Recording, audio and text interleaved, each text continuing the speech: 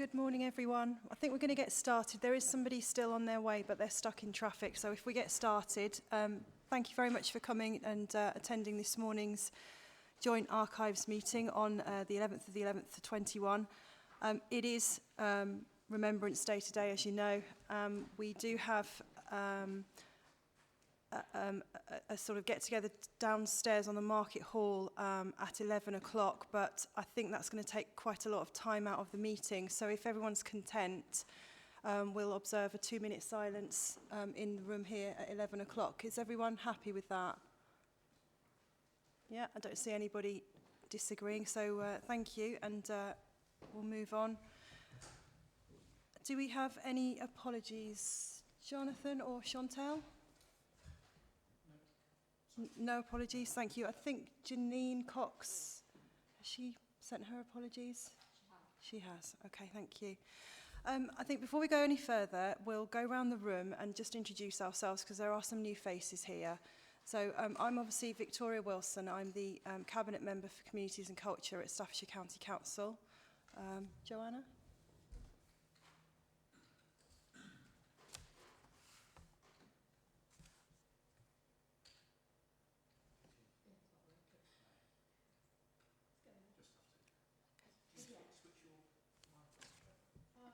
Is it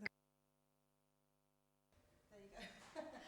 Okay, I'm Joanna Terry and I'm head of the Archives and Heritage Service and head of the Joint Archive Service for the Staffordshire County Council. Hello, Jonathan Lindop, Staffordshire County Council Member and Democratic Services. Hello, I'm Chantal Denham. I'm an officer in the Member and Democratic Services. Good morning, everybody. I'm Mark Sutton. I'm Staffordshire's Cabinet Member for Children and Young People.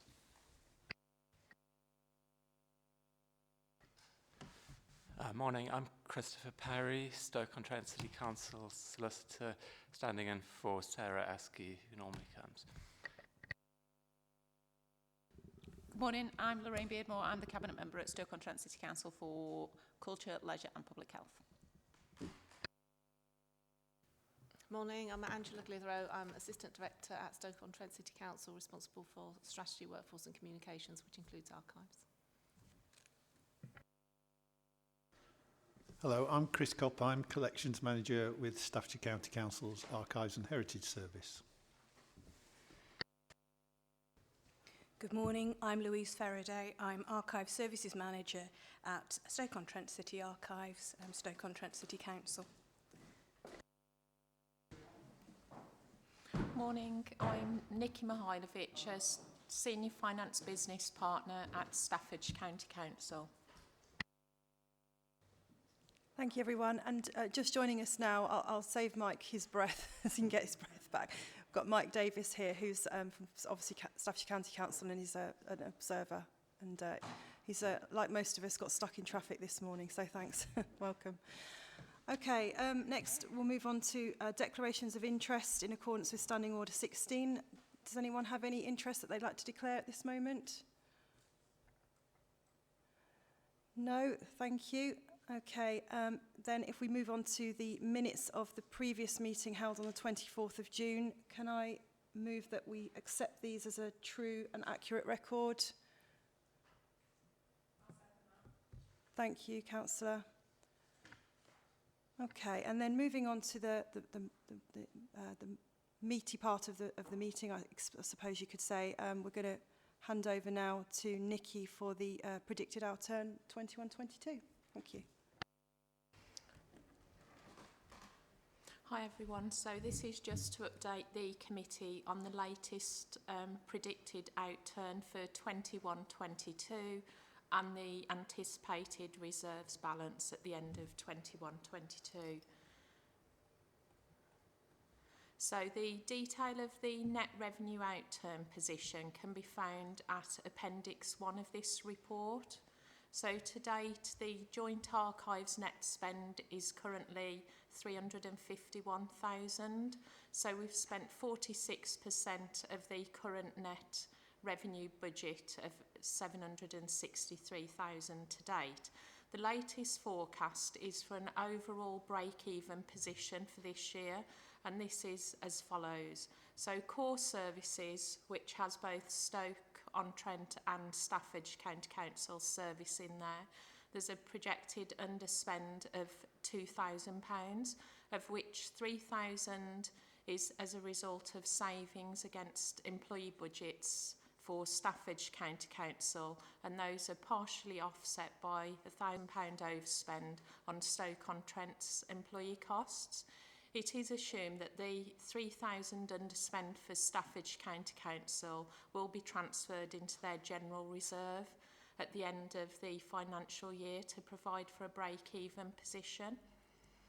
Staffordshire County Council sites and public services is forecast to break even, and Stoke-on-Trent sites and public services has a small underspend of £9,000 and is currently anticipated that the £1,000 forecast overspend in core services, which is due to increased employee costs, will be netted off against the underspend on the public services to arrive at a transfer to reserves of £8,000 at the year end. So again, a projected break-even position. The reserves, currently the Joint Archives Service holds 3 reserves totalling 434,000, and those are set out in Appendix 2 of this report.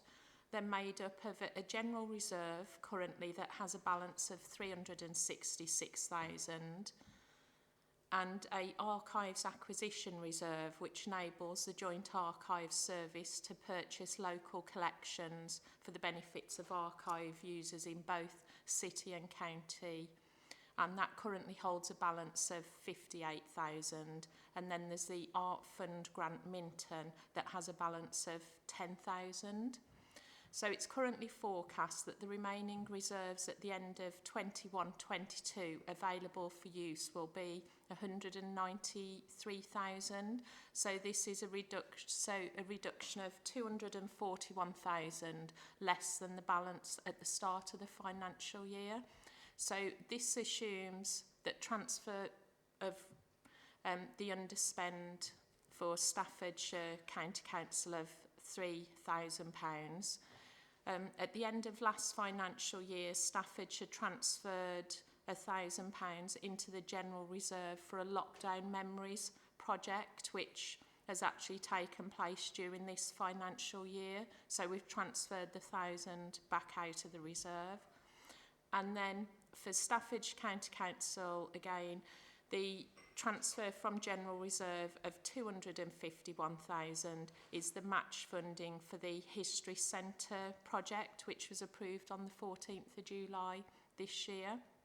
And then Stoke-on-Trent has a transfer into their general reserve for their forecast underspend of £8,000.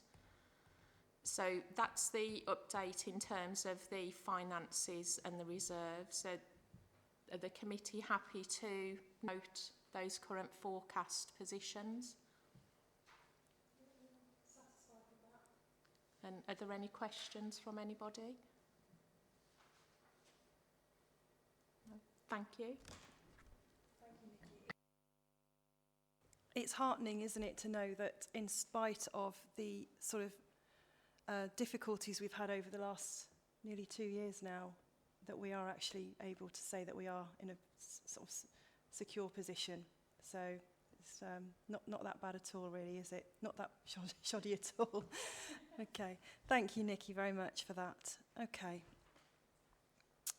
Moving on then to agenda item 5, the review of fees and charges. Who's doing that? That's me, Chairman. Thank you. Thank you. Okay, so at this committee, at the November committee for Joint Archives, we review the fees and charges for the service, which has been done on an annual basis since 1997, when the agreement was formed for the 2 local authorities.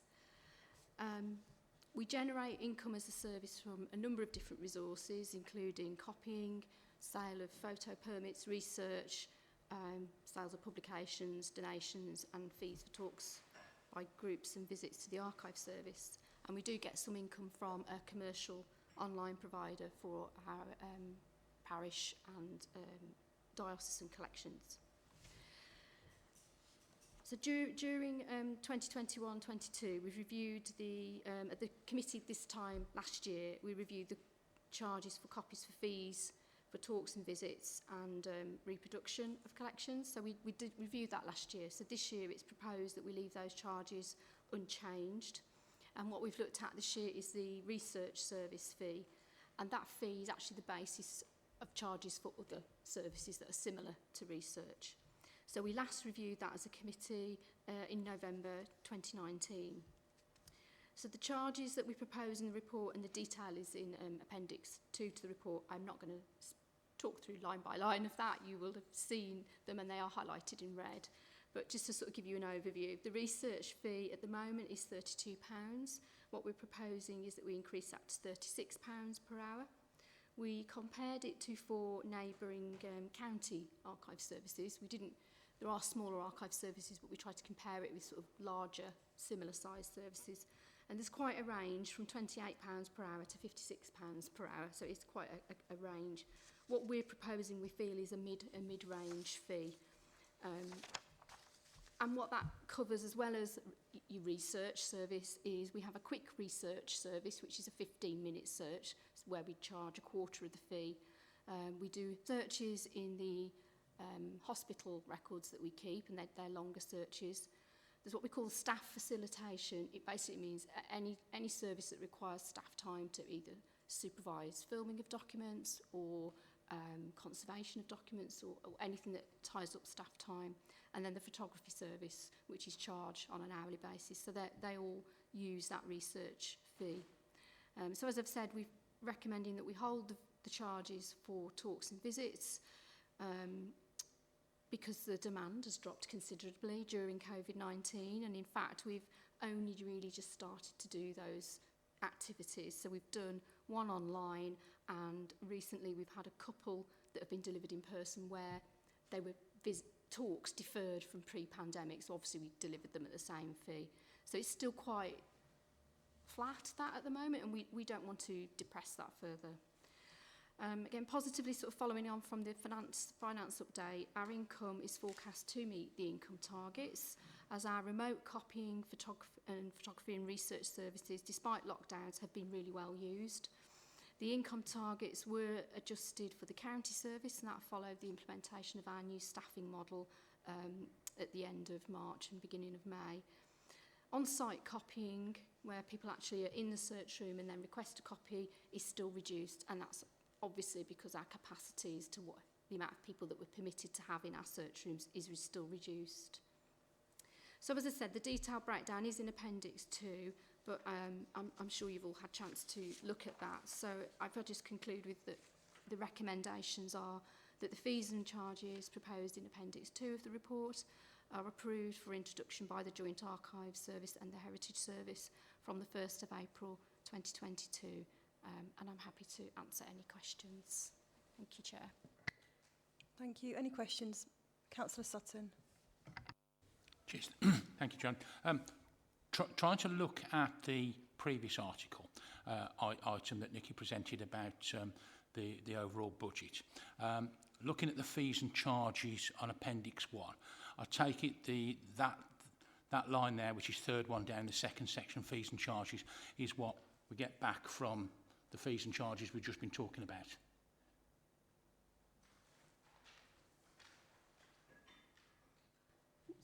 Sorry, which page is it? Right, so on Appendix 1 of the first item. The finance report, yeah. The finance report. Yeah.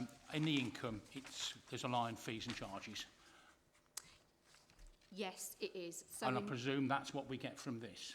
Yes, it is. So in the later pages of the report that I've just presented, yeah, we've got income targets of 23,150, which breaks down to 2,500 for the city service and 20,650 for the county service. So that income is what comes from these fees and charges, as in additional paid for services to the public. Okay, so just clarifying that. So my actual point, once I clarified that, was is that considerably lower because of COVID than it would be in a, you know, what it was pre-COVID? Because £4 grand and whatever doesn't seem an awful lot. It is considerably lower. So during 2020-21, it was about 50% lower. It started off, it was 75% lower. As we were able to reopen our search rooms, it sort of it did pick up. We found that when we reopened physical services, bizarrely, it also generated more inquiries for remote services. It was like, oh, people realised, oh, you're there still and you're open. This year has been an improvement for us, so far, and I look at the finance officer, but so far it's been an improving picture, which is really good to see. So we reopened again after lockdowns in April, and in October on the county service we were able to slightly increase capacity. We're still not quite at capacity. We've not increased capacity at in the Stoke-on-Trent city service, partly because of the makeup of that building and some staffing shortfalls that we have at the moment. But we have seen increases in certainly remote services. They've continued to hold up quite strongly, but it is still down. If you went back to 1920, it's considerably down. I would say it's probably about 50%. We did also review the income targets because we had not been meeting them anyway, and so we re-looked at all of the budgets as part of our review of the county service for the new staffing model. Everything was literally reviewed line by line, and the fees and charges were included. You know, those lines were included in that. So they're realistic income targets, is what I would say. They're still stretching. They're not in any way easy, but they sort of reflect where the service is at the moment. Obviously, as we come further out of COVID, we'll be looking to hopefully increase the amount of income that we bring in. Thank you. Any other questions? Nikki? I was just going to add to what Joe said. So we have got like a small underachievement of income, but it's assumed that that will be funded from the COVID grant that Staffordshire County Council have had. So that's why we're not showing that underachievement of income. Okay. Thanks for that clarification. I hope Councillor Sutton doesn't mind my asking, but I think that the library service and the archive service are very similar, aren't they? And the way that if you were to put them together, the activity isn't dissimilar, is it? And I think Councillor Sutton, who has first-hand experience of working in a library as a volunteer in Brood, I wonder if that might be where the stem of that question comes from, because you can see the income is obviously less for our archive service because of the footfall, and I suppose that's reflected in the library service. Is that correct? Yeah, I concur with that, yeah. I thought so. Has anyone got any other questions? Okay, in that case, can I ask for someone to propose that we approve that recommendation? Thank you. And a seconder? Thank you. Councillor Sutton, thank you. Okay, moving on then to are we on the Staffordshire History Project now? I think we're with you once more, Joanna. Thank you. Yep, thank you, Chair. Okay, so in addition to the report that you've got in your pack on the Staffordshire History Centre project, I've also got a few slides on the screen, so I'll talk through the slides and also refer to the relevant points in the report. Okay, so on page 19 and sort of looking at points sort of 1 to 2, obviously we've got the recommendations there, which are around approving sort of the following key decisions, and one is around the temporary closure of Staffordshire Record Office. There's another to delegate agreement for the actual specific date that the Record Office will close, and then the final one is around the Staffordshire History Centre branding. So I will talk through the slides and then obviously return to the recommendations. So just for background information, the last time this committee met, which was on the 16th, it was on the 17th of June, and I think the National Lottery Heritage Fund had met sort of the day before. We were actually awarded £3.9 million grant towards the Staffordshire History Centre project, and I know I was able to update members informally, verbally, but I just thought it was helpful to sort of note that officially in the meeting. And I can confirm that this week, on the 8th of November, we've also received permission to start. There's actually almost a mini application and paperwork process to get permission to actually start your project. So we've literally got the green light to start this week. So I just want to talk you through the governance for the project. The project paperwork includes a really detailed programme for the delivery phase of the project and the governance structure for how the project will be managed. And the Joint Archives Committee has a really important role to play in this, in terms of approving key decisions for the project progress and also making sure it progresses in line with the joint agreement between the two authorities. So we've got 4 work streams, which you can sort of see at the bottom of the governance chart. And they are operational change and business plan, the activity and interpretation plans, fundraising, and obviously the new building. So moving on to page 20 of the report, I'll just sort of talk you through the governance in a little bit more detail.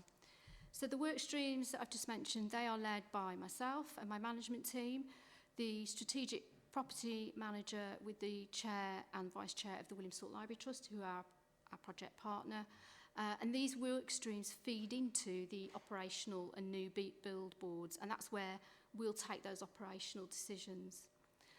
And then progress reports from the work streams will be presented to the Staffordshire History Centre Project Board, and that's a board that's made up of officers from within the County Council, the Williamsport Library Trust, and our Cabinet member, Victoria Wilson. So the project board takes, sort of the next level, as it were, decisions on how the project would be delivered, and will escalate as appropriate to this committee, to the Joint Archives Committee, the Williamsport Library Trust, which is their governance sort of decision-making body. And in addition, we will meet quarterly with the Heritage Fund mentors to obviously ensure that we're delivering in line with what the Heritage Fund expects. The Staffordshire County Council's Property Committee will also take decisions on the changes to the site that are in the ownership of the County Council. So there will be some changes in terms of how that site is used. And then for the Joint Archives Committee and Williamsport Library Trust, the focus of the decisions will be around the delivery of the service and scope of the project that might impact on the constitutions of these bodies. If there's any variation as well on the funding, particularly from the amount that we are using from the Archive Reserve, that would obviously come back to this committee.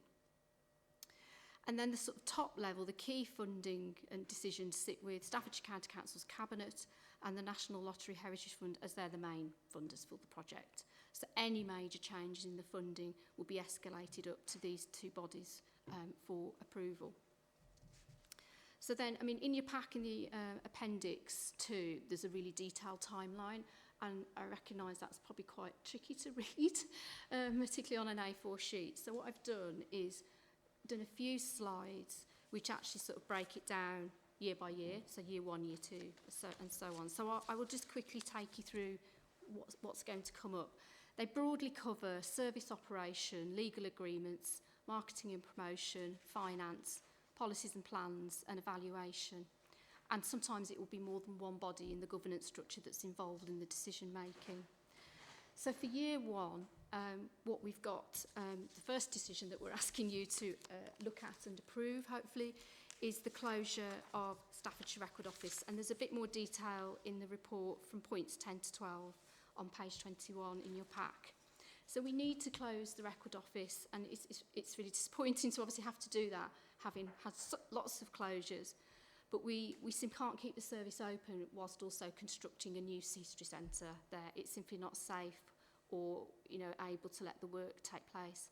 So there will be initially preparatory surveys that have to take place prior to the construction programme actually starting, and they're going to happen sort of in the spring, and then construction. At the moment, we've got to rework our timetable now we've got permission to start, but it is looking like late summer that we would hope to have construction starting on site.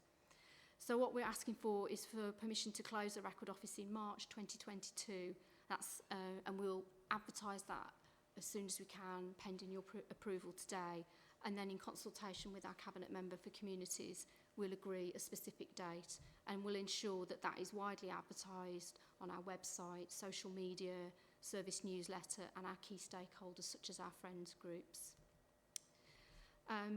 And then we as a team will actually have to vacate both the Williamsport Library and the Record Office, so we'll be moving to a temporary base. We haven't identified where that will be yet, but we are looking for a town centre site so that we can keep our online and remote services going. We won't be able to have visitors in to look at documents because they'll be in the Record Office, but we will have some limited access to the collections about once or twice a week, so we can still do those online and remote services. And importantly, our volunteer programme will continue to operate from the temporary base with us, with the staff team. Really important for us because it forms a large part of the activity plan, and we're looking for over nearly 5,000 days of from volunteers, and that gives us a value of 721,050, which counts as an in-kind value in the project. So I've laboured that first one because that's something that we need you to consider today. In terms of the other decisions, what I've put in, and this was really advice from our legal officers, particularly Sarah Askey, the solicitor at Stoke-on-Trent City Archives, is that a light touch, a sort of annual look at the joint agreement in the February committee. So you'll see it appears again in the following years, just to ensure that as things change in the operation of certainly the county service, and there may be changes in the city service, that we're updating that agreement and it's still current, because it was noted that in the last review that quite a few things were out of date.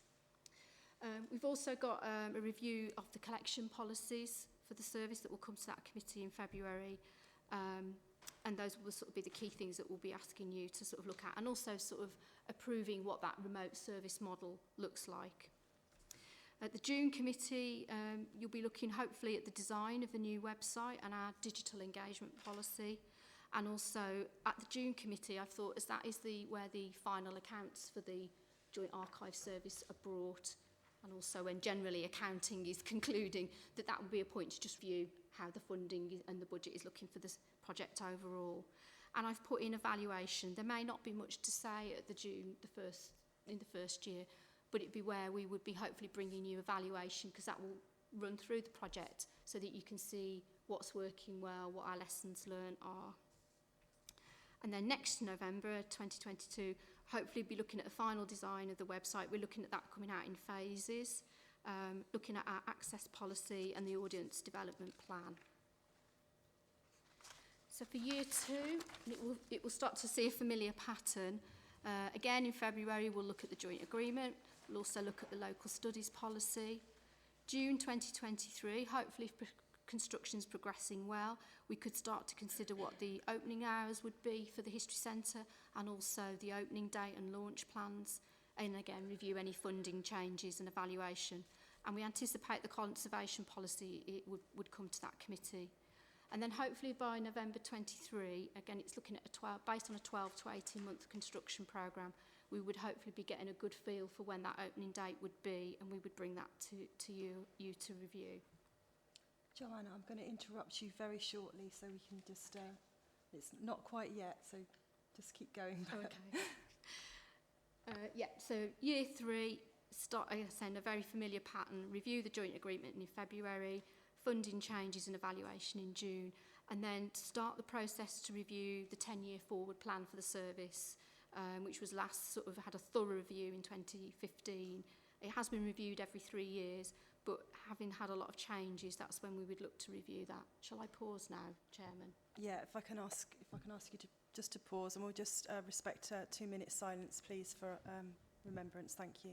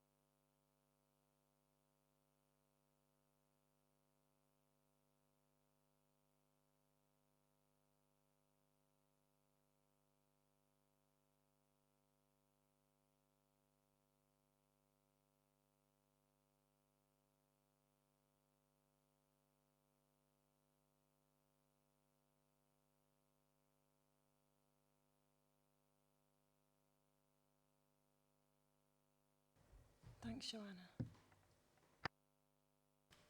Thanks, Chairman. Okay, so for year 4, we would hopefully be then in a position to approve the new forward plan, which would set the sort of next 10-year vision for the service, and also again another review of the joint agreement. And in June, we would again review any funding changes and evaluation, and then by November 2025, begin the final evaluation and project conclusion. The project, the grant expires on the 31st of December 2025, so that's what we would be looking for it to complete. However, I think anybody that's been involved with the construction project would understand that there could be changes to that timeline, and the Heritage Fund are certainly well aware of that, and I know that with other projects where there have been any issues, they could extend that grant. So it's something that to be mindful of, but I think not to be concerned at this point, because we may lose time, we may catch up time. I think the other thing I would say is that there could be other key decisions that I add to this timeline, and so I will keep that timeline under review, and as we move forward with the project, there may well be other key operational decisions that we need to bring to the committee. So it will change, is what I would say. So the final part of the report then is to look at the branding that was developed for the Staffordshire History Centre project. It was actually developed a little while ago in 2016-2017 when we had our first development phase, and it was to signify the 3 collections coming together and to reflect that, including the Joint Archives Service, the County Museum and the Williamsport Library. So you've got the branding guidelines are shown at Appendix 3 in your report, but obviously it's quite helpful, I think, to have a visual look at it on the screen, because it sort of shows it really well, I think. When that work was done, we went for like a capital S, as that signified Staffordshire and Stoke, and we looked at what existing branding there was in place for the service. Now, the Joint Archives Service, when it was established in 1997, it had its own brand and logo. The idea being it had one logo, obviously still reflected the funding from the 2 local authorities, but it meant that would be the logo that would be used for the service. So that's what we call the pot and scroll logo, the red one. So the red in the S represents the red in that logo, and not any other understanding of red, as it were. That's where that was adopted from. The yellow is sort of the County Museum collection, which is a County Council service, and so it's picking up the yellow from the NOT logo that the County Council uses. And then the green is sort of picking up on the Williamsport Library Trust collection, and their branding is green. And that's the sort of choice of those colours, and also to have really strong, sort of bright, vibrant branding. Now, it's been agreed that will be used for the Staffordshire History Centre, so it's incorporated in the design of the building, and something that we will use on the sort of marketing and promotion of the History Centre. However, the branding has been in place for a long time for the Joint Archives Service, so the sort of item under consideration is whether we could adapt the branding, and it would need to be adapted to use across the joint service as a whole. The S, as I say, represents both the county and the city, and the wording underneath could be changed to say Stoke-on-Trent City Archives, or what other wording that we would wish to agree. In looking at how the branding is used, I've spoken to our comms team, and obviously the County Council has its own branding, and there is also a We Are Staffordshire brand as well. And I think the branding could be used with those. And I also did have a conversation with Emily Baggle, who I know is not here today, and she was going to talk to the comms team in Stoke-on-Trent about that. And again, it would be something that you would be used in conjunction with your own local authority branding. If the committee approves that, then we would look to actually sort of start actively using it. We didn't use it because we didn't get the funding in 2018, and so we sort of held back. But now we certainly will be using it to promote the project, but we're sort of asking whether we can adopt it across the service. and that would include the service newsletter, social media, which we'd refresh to reflect that, and also, you know, acknowledge our key funding partners, which is the 2 local authorities and also the Heritage Fund. We are required to use the Heritage Fund logo to acknowledge their significant input into the project. And the branding would so form part of the redesign of the new service website, which will be happening next year. So going back to the recommendations, which on page 19, what this report is asking is that the committee notes the timeline for the Staffordshire History Centre project and approves the following key decisions. The temporary closure of Staffordshire Record Office from March 2022 for approximately 18 months due to construction work to create the History Centre. To delegate agreement for the actual closure date to the Cabinet Member for Communities. And the use of the new Staffordshire History Centre branding is adopted by the Joint Archive Service and the Heritage Service. And I'm happy to take questions, Chair. Thank you, Joanna. Any questions? Councillor Bearsmore. Thank you. Just on the branding, Joanna, it's not something that I've seen before. I just wondered if there was any input from the previous cabinet member from the City Council into the branding.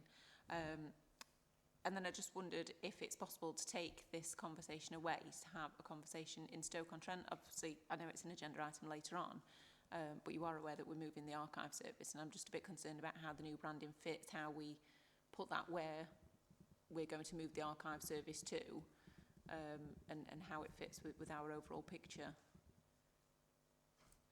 Joanna? Yeah, the branding was brought to the Joint Archives Committee. It probably would have been about 2-3 years ago. So the cabinet member at the time would have seen it. The city archivist at the time was also involved in the discussions about the branding.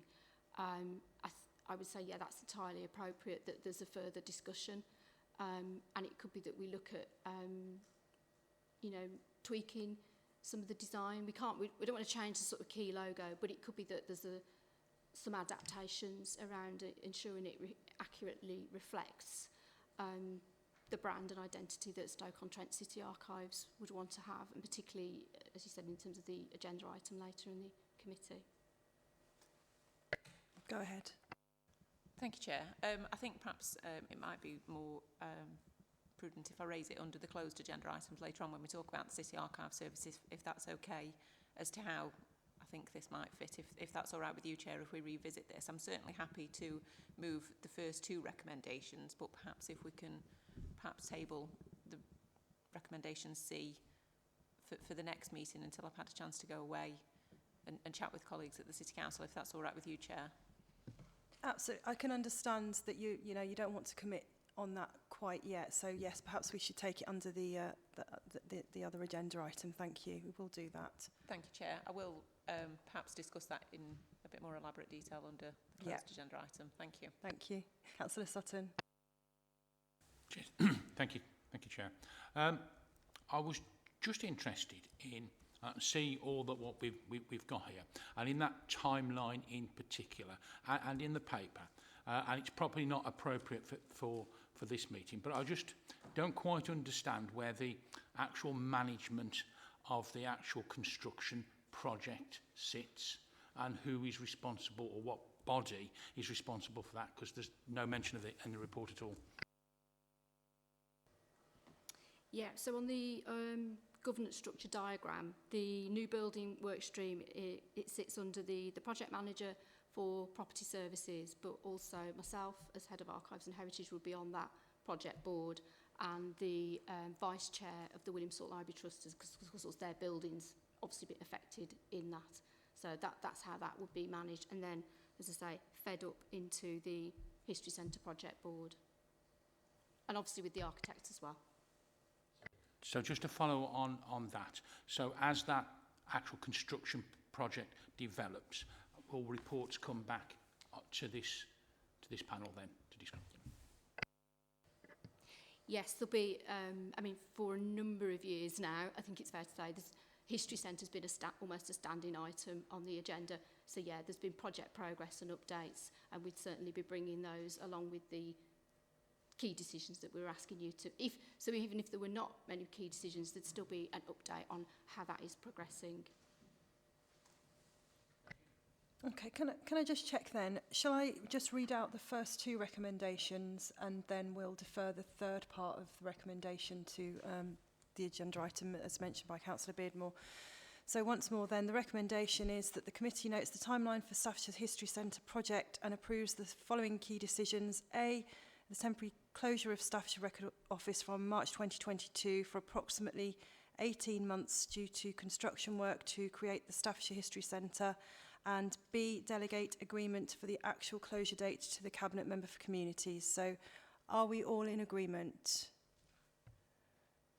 Anyone disagree? No, I think that's unanimous, so thank you.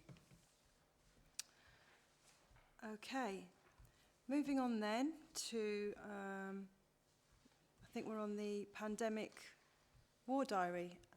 Chris, that's yourself. Thank you, Chairman. Yes, this is first of all just a couple of reports to update the committee on a couple of projects, one which is about to start and one which is near enough finished. So first off, the pandemic war diary. This is really just starting off. We're currently almost at the point where we can appoint or advertise for a project assistant for the project to help us undertake really a series of oral history interviews. It's funded by the County Council and it builds on a project we were running during lockdown, which was called Lockdown Memories, which record why the Staffordshire community's response to the COVID-19 pandemic.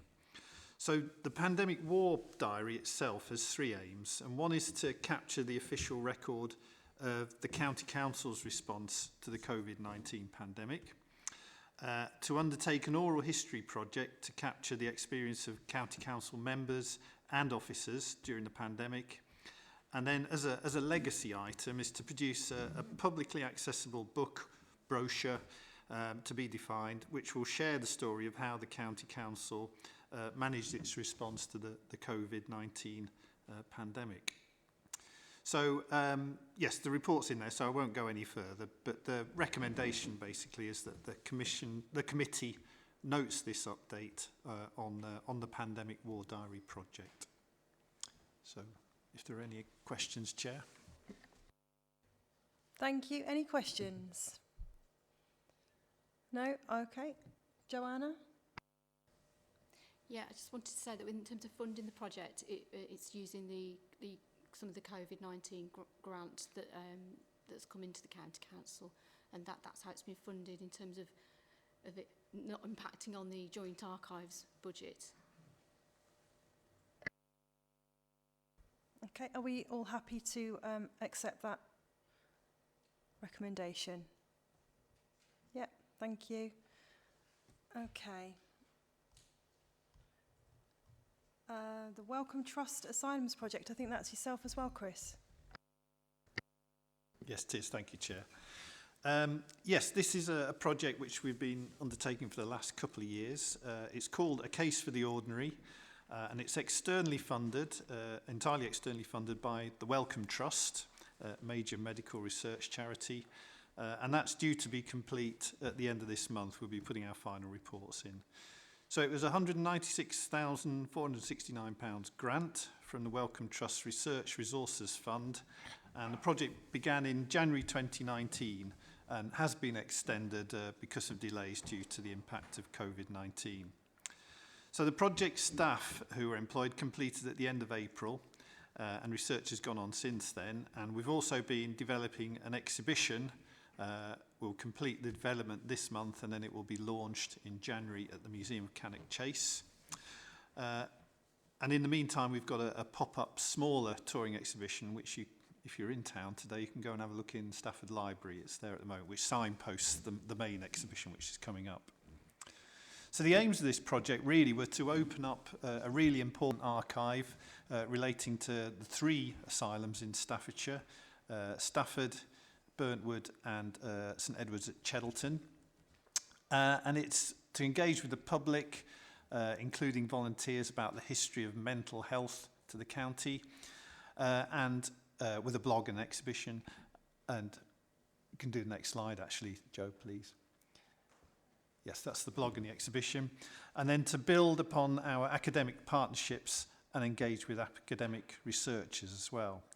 So we feel it's been really successful. The blog has been extremely popular. There's some statistics in there.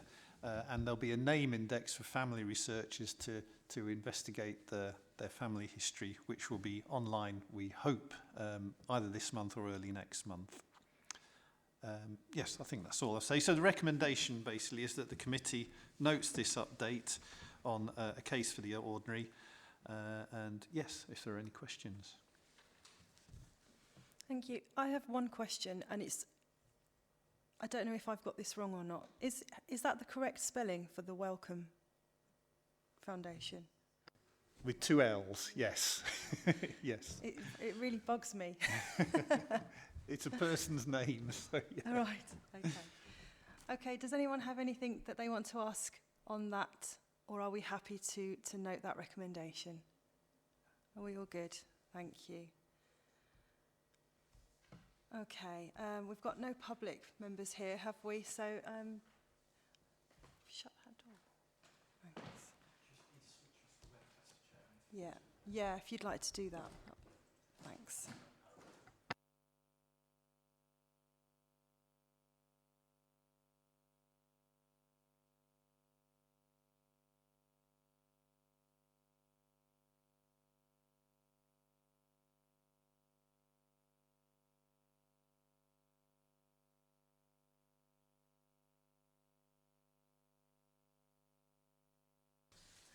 Thank you. I'd like to move that the public be excluded from the meeting for the following items of business which involve the likely disclosure of exempt information as defined in the paragraphs of Part 1 of Schedule 12A as amended of the Local Government Act 1972 indicated below.